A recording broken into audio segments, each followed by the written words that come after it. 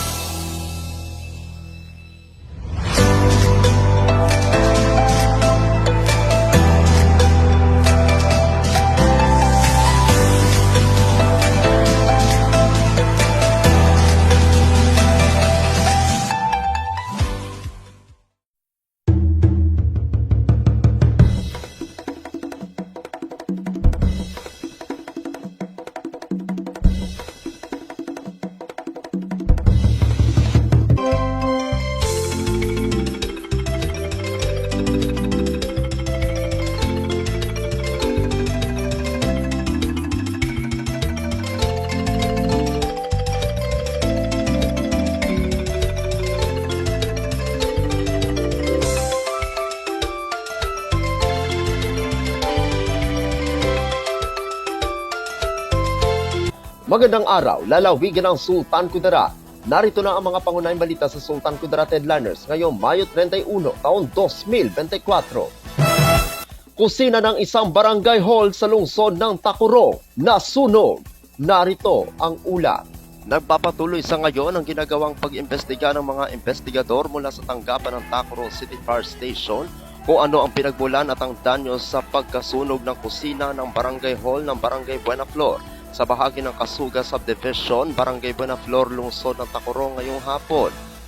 Batay sa impormasyong nakalap, nangyari ang sunog habang bumubuhos ang malakas na ulan na may dalang hangin.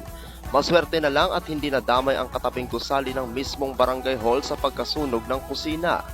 Mabilis din na naapula ang sunog matapos tumugon ang 3 fire hydrant ng Tacurong Fire Station. Kabilang sa mga nasunog umano ay mga gamit sa kusina ng barangay, isang motorsiklo at personal na gamit ng ilang pinuno ng barangay.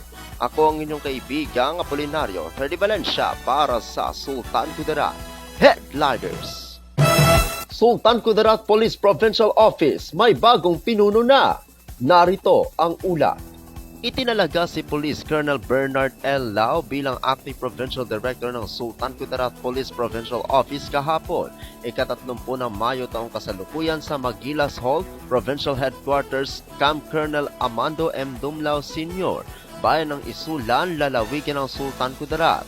Ang seremonya ng pagtalaga ay dinluhan ni Police Brigadier General Percival Augustus P. Placer, Regional Director ng Police Regional Office 12, bilang Presiding Office at namuno sa ceremonial turnover bilang office symbol.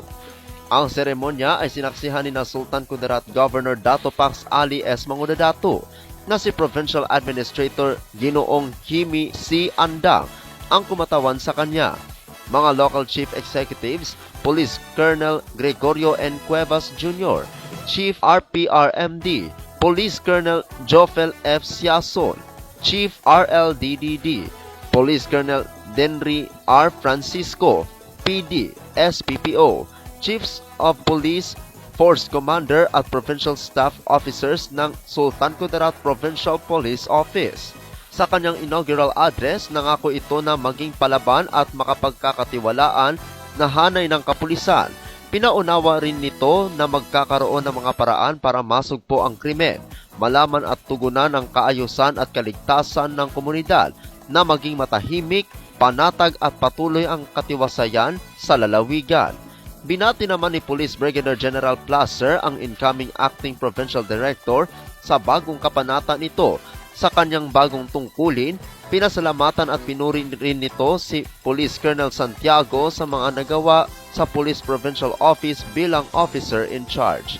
Ako ang inyong kaibigang Apolinario Ferdy Valencia para sa Sultan Kudarat Headliners. Para sa uling balita, President Quirino Mayor Sandigan dumalo sa graduation at completion ceremony ng ALS. May ulat ang ating kaibigang Jorlene Caspillo Argel. Pinaunlakan ni President Quirino Mayor Macatrina Florida Sandigan at Vice Mayor Maris Ian Aradanas kasama ang mga kasapi ng 16 Sangguniang Bayan sa graduation and completion ceremony ng ALS or Alternative Learning System. Kahapon, ika-30 ng Mayo taong kasalukuyan. Mahigit 733 na mag-aaral ang nagsipagtapos, kabilang dito ang munisipalidad ng President Quirino na may 151, Lutayan na may 228, Lambayong na may 208 at Colombio na may 146. Isa sa mga dumalo at sumuporta ang Vice Alcalde ng Lutayan Honorable Dato Prince Raden M. Sakaluran at board member ng 1st District ng Sultan Kudarat Honorable Beth Marquez Duque. Nagpapasalamat naman ng MLGU sa mga ama ng lalawigan na walang sawang tumutulong at sumusuporta sa bayan ng President Quirino na si TESDA Secretary Suharto T. Mangudadato, Sultan Kudarat Governor Dato Pax Ali S. Mangudadato, Vice Governor Raden C. Sakaluran at 1st District Representative ng Lalawigan, Representative Vi Rehan M. Sakaluran, Abdurahak. Ako si Jornin Caspilio Orhal para sa Sultan Kudarat Headliners.